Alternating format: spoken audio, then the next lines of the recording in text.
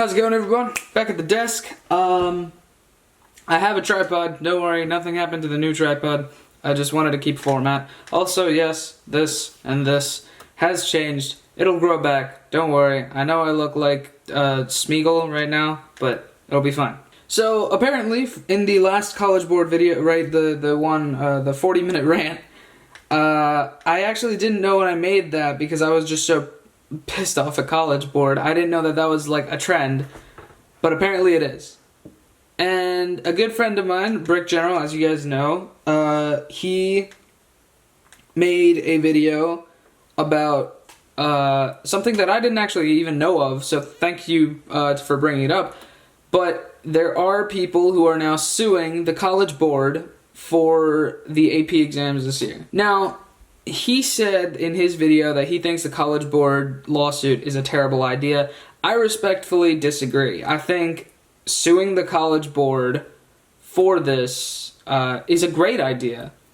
And I'm going to not only go over the points that he makes in his video and explain my own opinion and also deconstruct them a little differently. In my opinion, sorry to like kind of call you out this way, but in my opinion, a little more realistically. But that's what this video is going to be. I know I'm dick riding the trend of, you know, like College Board videos right now, but first off, I actually legitimately did not know that College Board like videos were apparently popping after the AP test. I probably should have guessed, but I didn't think that there were enough people who would watch videos about College Board. So I made mine just to air out my grievances, and then this is a response video to Brick General's, as well as some extra thoughts of my own. First things first, as you could probably tell by the title, I think the College Board lawsuit's a great idea. I think College Board definitely deserves to feel the heat for not only this year's AP test, but just in general. Like, it's been a long time coming, guys. College Board deserves as much negative press, as much negative crap as they can possibly get, because they're, to keep it brief, at least right now, they're a very scummy company, and they definitely deserve this.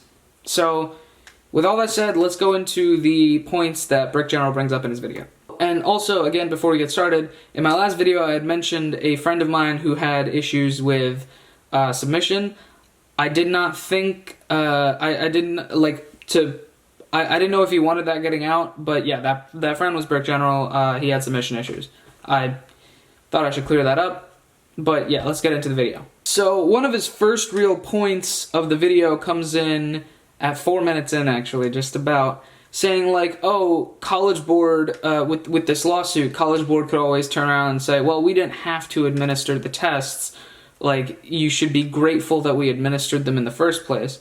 Two responses to that. One, yes, it is a good thing that College Board administered the tests. However, College Board only administered said tests after polling their own customers. I think it was like 18,000 people. They asked 18,000 people, and 91% of that like populace said yes. Even with the current situation, we would still like to take them. First of all, that should show you just how cutthroat the American secondary education system is, like college and stuff, because these things are not a luxury.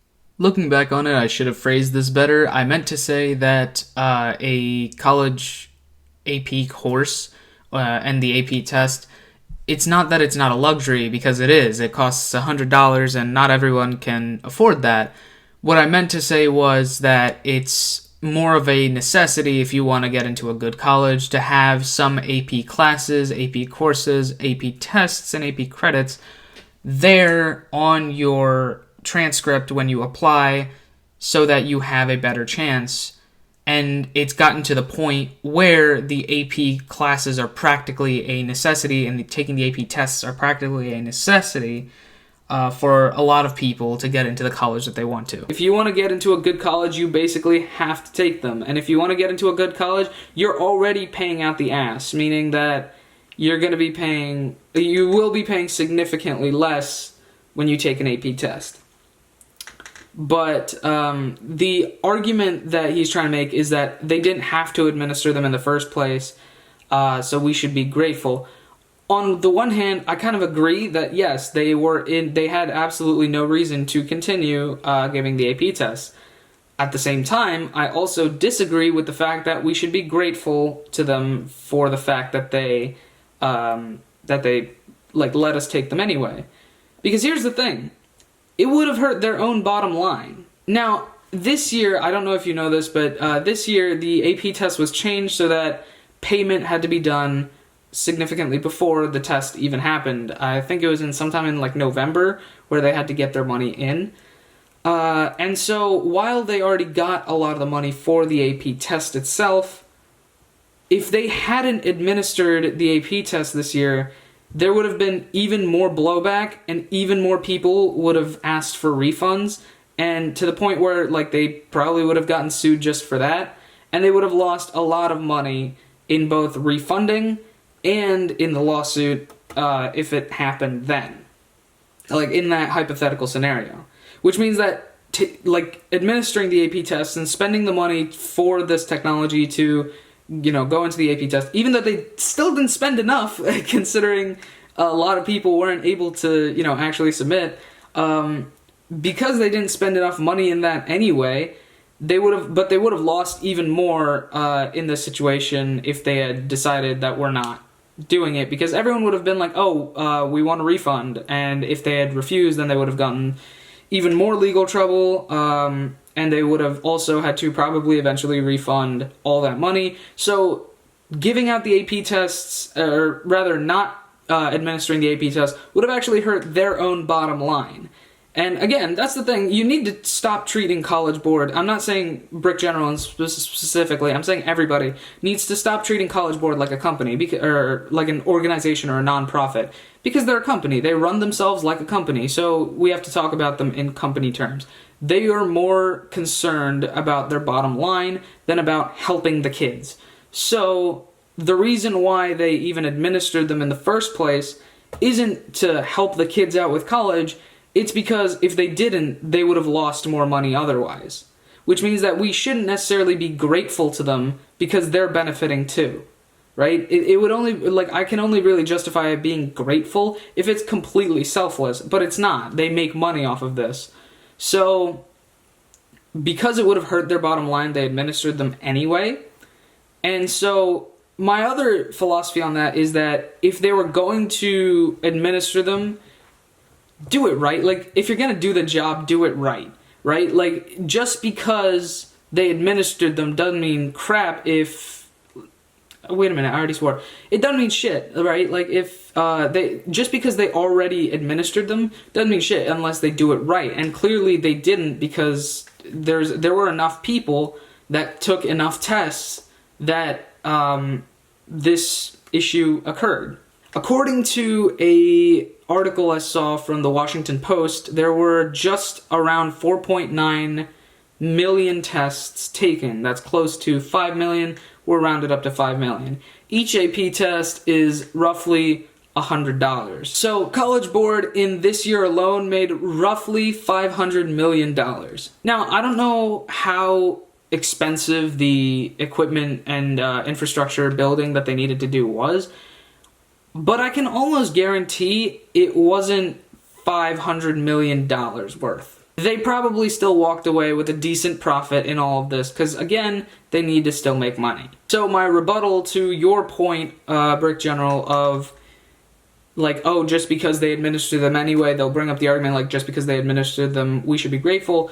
That won't fly, simply because, like, just because they administered them doesn't mean that they didn't, you know, like, that they don't have to maintain it correctly, and they didn't. They obviously didn't maintain it correctly, otherwise they wouldn't have been sued. It's the same situation with most class action lawsuits, and I'll bring up something that is related to the channel, gaming.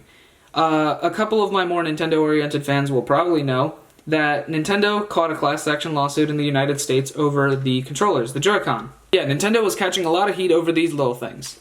See, the issue is, for those unaware, that these sticks on the Joy-Con started off decent, and then by like fall of last year, a lot of people had run into issues where the sticks were drifting, meaning that even without any player input, the sticks were sensing some sort of input and were pushing in a direction. Or even if the player pushed it in a direction and then let go, the stick was thinking, oh, they're still pushing. I had my own issues with that, and eventually the class action lawsuit got so big that Nintendo started offering free repairs, even like without a warranty, and that's how I got mine fixed. I ended up getting a Pro Controller later anyway, so not really a big deal, but because of how many people were having issues, they did end up having to issue free repairs. So just because you could make the argument that, oh, Nintendo didn't need to put out a console, which, I mean, if you look at the grand scheme of things, no, they really didn't. A video game console is a luxury item. They didn't need to put out a console, but they did anyways. People bought it. They didn't need to, create these controllers, but they did anyway. But here's the thing, if they don't put out a console, it hurts their bottom line. If they don't put out a product, it hurts their bottom line. And it's the same situation with College Board. If they didn't administer the test, it would hurt their own bottom line. So, because of their own profits, essentially, like, I know it's a non-profit organization, but it's a profit organization, let's be honest here. Because of which, like, because they essentially had to meet their bottom line, they did it anyway. So they don't deserve any kind of props for administering them anyway, hence it wouldn't fly in a court of law. Or at least, most likely. Remember, this is coming from someone with no legal background. His next point is that the lawsuit is asking for College Board to accept work from that time, meaning that if a document or picture is time-stamped from that time that the test was open, then they should accept it as work. And he's saying that, oh, the timestamp can be manipulated. To that, I agree, but I do remember somebody pointing out to me, I will look into this in just a second, but I do remember somebody pointing out to me that, yes, College Board is now accepting emails, like you email them your work from the time and they will accept it, which, great. And again, I don't disagree that work can be, like, the manipulated work can be timestamped. But here's my issue. If the people... I feel like it has to kind of work on the honor system, right? Like, if you do cheat in that situation, then yes, I think you are completely liable, like, and you get caught, by the way, and you get caught. I think you are completely liable to College Board's cheating regulations and, like, terms of service and stuff. I think that's entirely fair, that if you get caught cheating, that College Board does penalize you for that. I think that's totally fair. But to not give anybody the option, not give even, like, the honest people the option to do that, and force them to, like, study and do the retake in June, to force that on people just to eliminate, like, the one little small percent of possible cheaters, to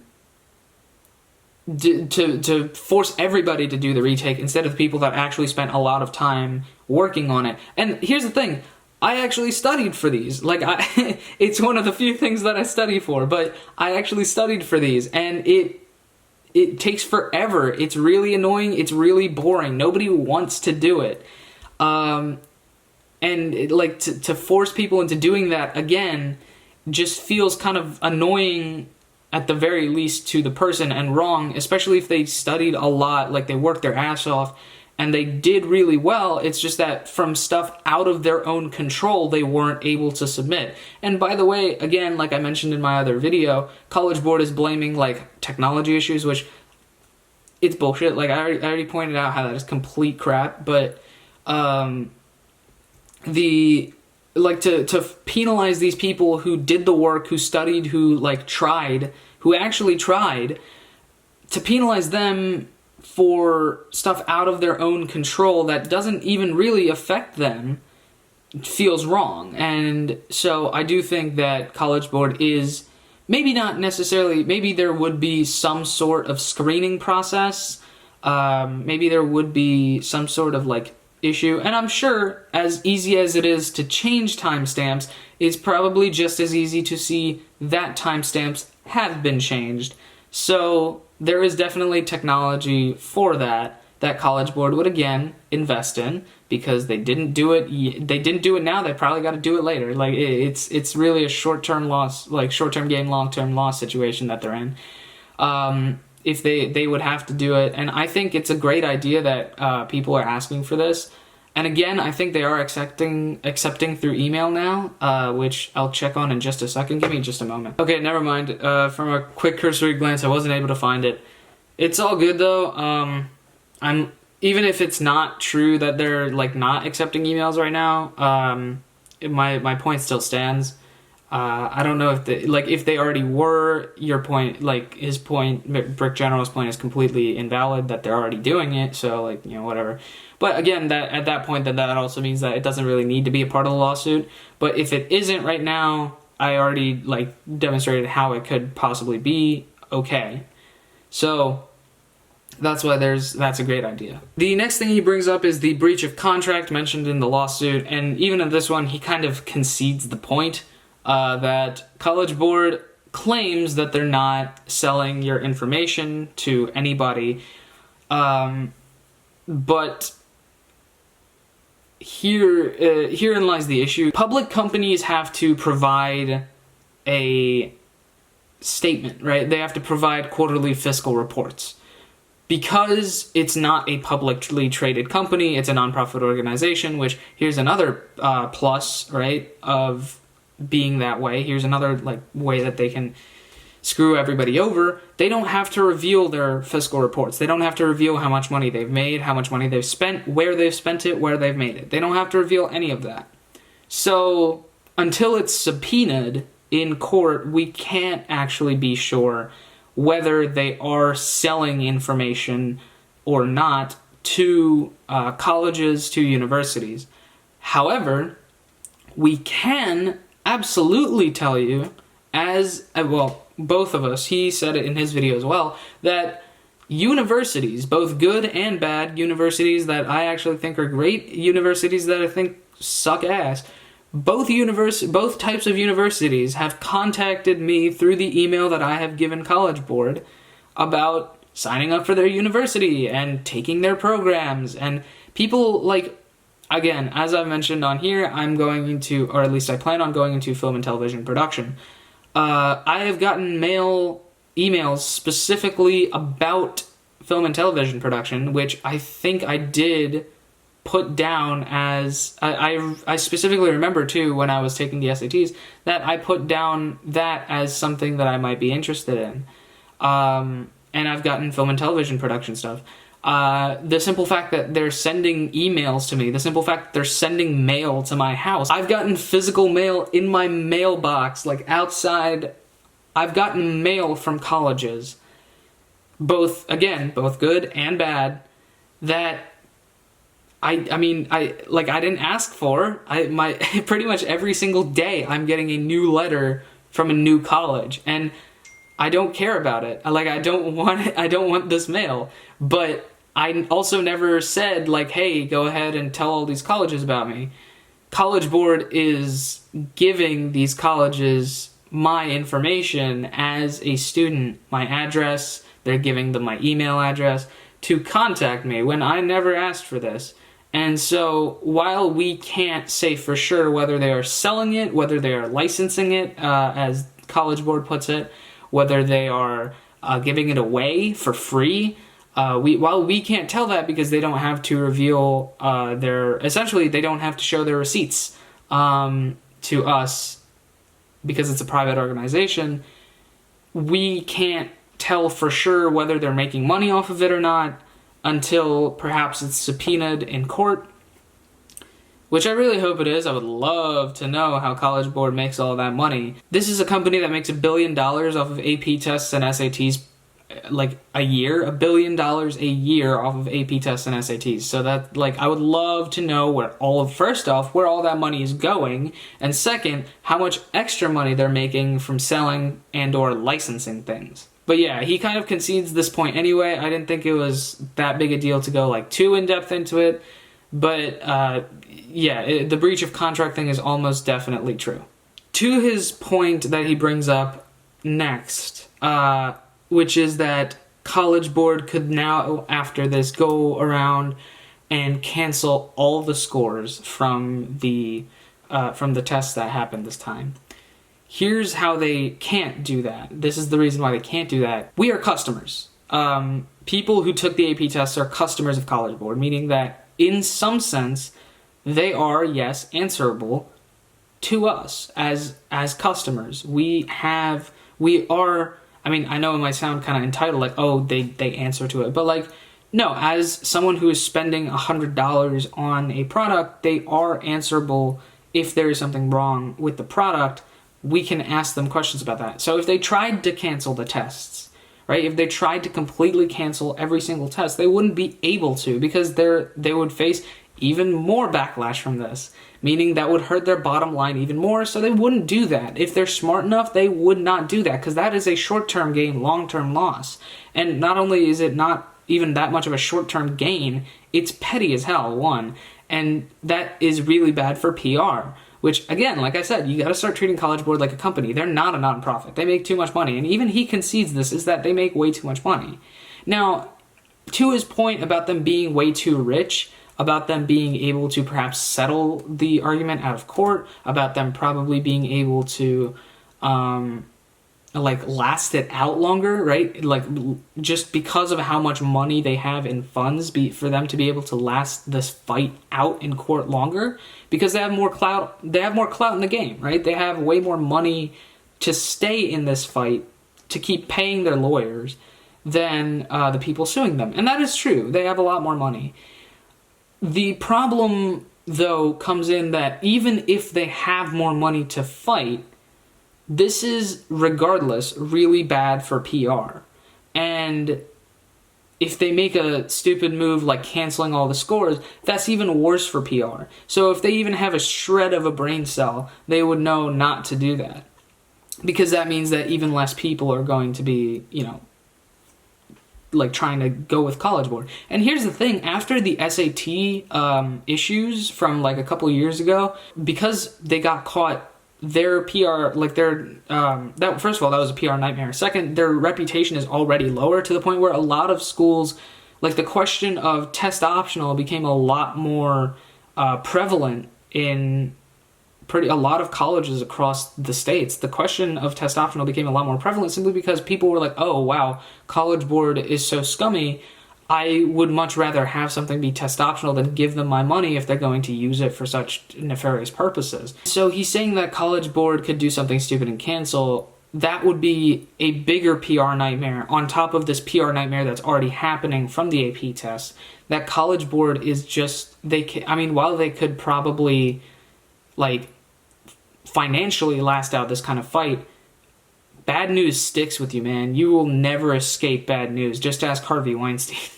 If they went and did something like that, they would never live it down, and they would lose so much clout, which means that they lose even more money, right? And they're, again, like I said, they're obsessed with their bottom line, which means that they wouldn't do that. He then brings up the question of the Americans with Disabilities Act, meaning that you can't discriminate against people with a learning disorder, with special needs, or with physical, mental, emotional, etc. disabilities. You can't discriminate against them in this situation.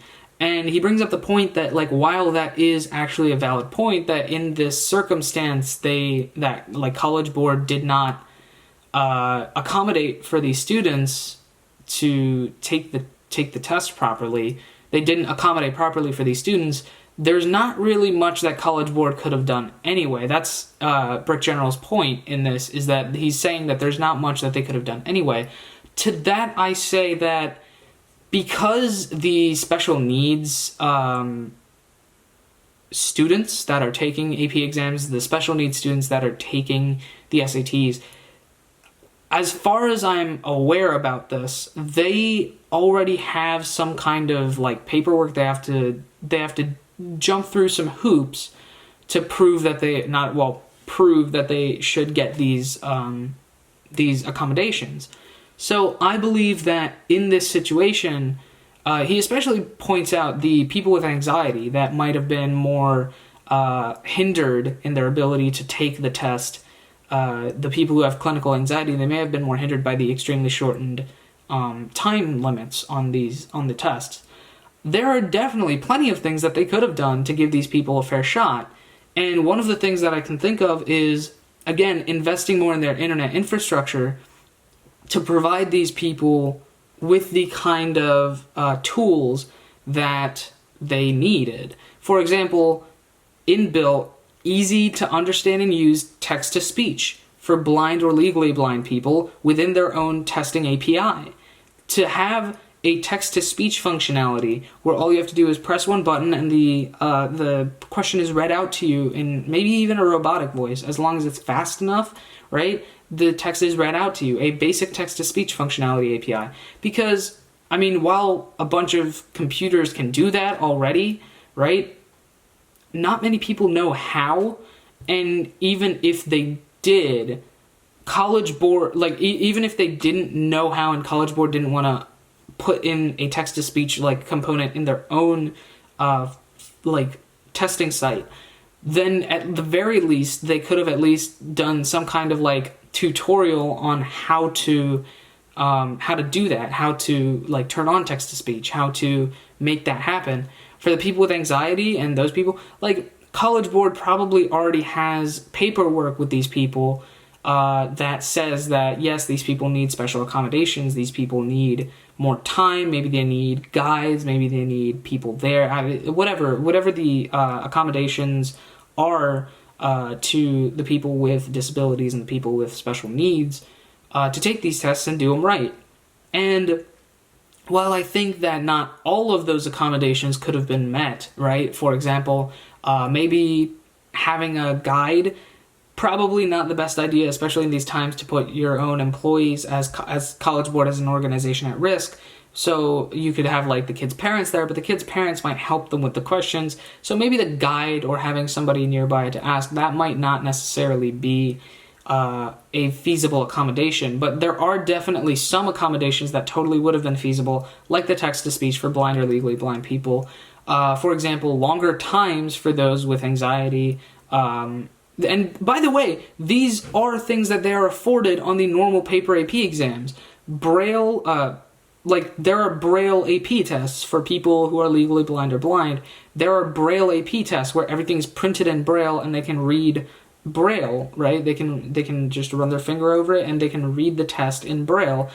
And for College Board to not allow this kind of thing, obviously stuff like Braille obviously wouldn't be possible on a flat computer monitor, but for them to not allow these kids to take the test the way they normally would in this situation, when there are alternatives, they could go in and create specific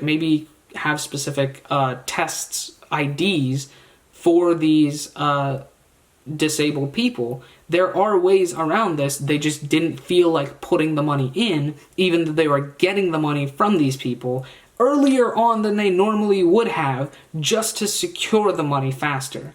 That's another thing that pisses me off, is that they charged the people way before taking the test, and they had the absolute balls to charge them a, like, refund, like a nevermind fee of, like, I think it was like $40, something like that. I don't remember exactly, but there were definitely steps that they could have taken to accommodate these people.